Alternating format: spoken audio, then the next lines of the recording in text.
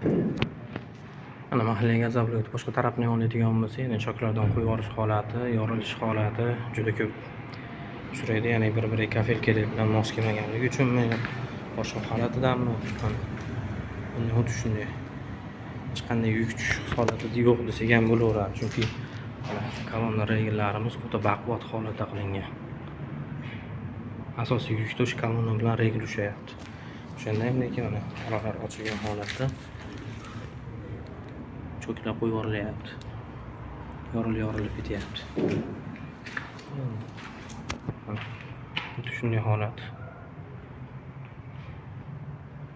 O'zini holatiga ham mana ikkinchi tarafidan ochilib ketyapti. Bundan yorilish ehtimoli mana yuqori o'ta darajada. Mana bundan siz bo'ladi, avtoklab gazabli. Hech qanday yorilish yoki boshqa holatlari bo'lmaydi. Masalan, shu kafilliklardan aqlingizmi? Kafilliklarda o'zida bir xilda turadi. Qachonki tashqi zarba hisobiga yorilishi mumkin. Urilib netganda.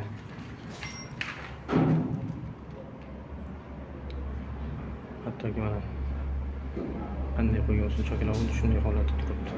Ikkinchalik anaqasiga berib o'rmagan.